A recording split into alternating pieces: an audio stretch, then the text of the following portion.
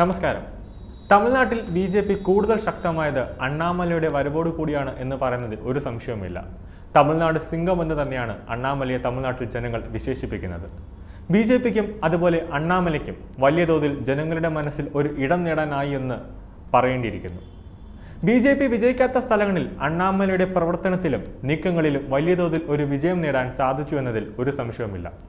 ഒരർത്ഥത്തിൽ എം.കെ. സ്റ്റാലിന് തന്നെ ബി.ജെ.പിയും അണ്ണാമലയുടെ പ്രവർത്തനത്തിൽ ആശങ്കയുണ്ട്. കാരണം ഡി.എം.കെയുടെ പ്രവർത്തനത്തിൽ ജനങ്ങൾക്ക് വലിയ തോതിൽ പരാതികളുണ്ട് എന്നത് വ്യക്തമാണ്. നിലവിൽ താഴെ തട്ട് മുതൽ തമിഴ്നാട്ടിൽ വികസനം കൊണ്ടുവരേണ്ടതുണ്ട്. സ്റ്റാലിൻ മന്ത്രിസഭയിൽ മുഴുവൻ അഴിമതിയിൽ കുളിച്ചു കിടക്കുന്ന മന്ത്രിമാരാണ്. പണമാണ് അവരുടെ മുഖ്യ ലക്ഷ്യം. ഇ.ഡി. ഉൾപ്പെടെ മുഴുവൻ കേന്ദ്ര ഏജൻസികളുടെയും റഡാറിലാണ് സ്റ്റാലിനും മന്ത്രിയും ഉള്ളത്. അണ്ണാമലയുടെ വരവോടെയാണ് തമിഴ്നാട്ടിൽ സ്റ്റാലിന് കടുത്ത വെല്ലുവിളിയായി ബി.ജെ.പി ഉയർന്നു വരുന്നത്. അണ്ണാമലയെ ഏതെങ്കിലും കേസിൽ ഉൾപ്പെടുത്താൻ നോക്കിയാൽ സ്റ്റാലിന് തന്നെ കനത്ത തിരിച്ചടിയാവുന്ന അവസ്ഥയിലേക്കാണ് കാര്യങ്ങൾ എത്തി നിൽക്കുന്നത്. അഴിമതിയിൽ മുറ്റിഷ്ടം കുളിച്ചു നിൽക്കുന്ന സ്റ്റാലിൻ സർക്കാരിന്റെ ഗ്രാഫ് നല്ല രീതിയിൽ തകർന്നു എന്ന് വേണം പറയാൻ. ബി.ജെ.പിയുടെ ഗ്രാഫ് ഓരോ ദിവസവും ഉയർന്നുകൊണ്ടിരിക്കുകയാണെന്ന് പറയേണ്ടി വരും. ജനങ്ങളുടെ മനസ്സറിയാൻ അണ്ണാമല നടത്തിയ ഒരു പദയാത്രയുണ്ട്, എൻ മൺ എൻ മക്കൾ യാത്ര. ഈ പദയാത്രയിലാണ് ബി.ജെ.പി പോലും ഞെട്ടി എന്ന് വേണം പറയാൻ. ലക്ഷക്കണക്കിന് ജനങ്ങളായിരുന്നു തമിഴ്നാട്ടിൽ അണ്ണാമലയും ബി.ജെ.പിയും പിന്തുണച്ചും സഹായം അഭ്യർത്ഥിച്ചും സപ്പോർട്ട് ചെയ്തും എത്തിയത്. ആ പദയാത്രയിൽ ഒരു വലിയ ചരിത്രം തന്നെ അണ്ണാമലയ്ക്ക് സൃഷ്ടിക്കാൻ കഴിഞ്ഞു എന്ന് വേണം പറയാൻ. 8 മാസം നീണ്ടുനിന്ന യാത്ര എന്നെ ഒരു മെച്ചപ്പെട്ട മനുഷ്യനാക്കിയെന്ന് അണ്ണാമല തന്നെ പറഞ്ഞു. കൂടുതൽ ആളുകളെ അടുത്ത് കാണാനും കേൾക്കാനും ഇതിലൂടെ സാധിച്ചു.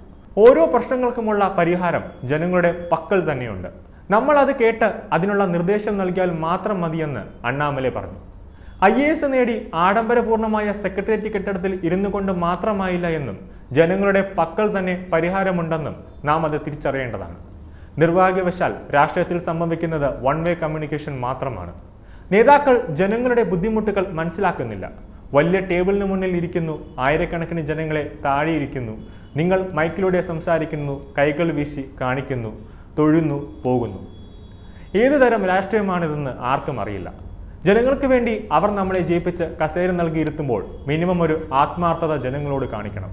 അതല്ലേ വേണ്ടത്. വലിയ നേതാക്കൾക്ക് സാധാരണക്കാരുമായി യാതൊരു ബന്ധവുമില്ല.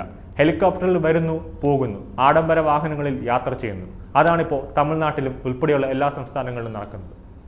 ജനങ്ങളുടെ കൂടെയുണ്ടെന്ന് അവരെ കേൾക്കുന്നുണ്ടെന്നും അവരെ ബോധ്യപ്പെടുത്തണം. അതാണ് എൻ മണ്ണ് എൻ മക്കൾ യാത്രയിലൂടെ ബി.ജെ.പി ലക്ഷ്യമിട്ടതെന്നും വ്യക്തമാണ്.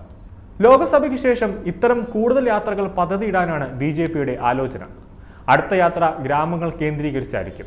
എൻ മൺ എൻ മക്കൾ യാത്രയിലൂടെ ഗ്രാമങ്ങളിൽ അധികം സമയം ചെലവഴിക്കാൻ സാധിച്ചിട്ടില്ല.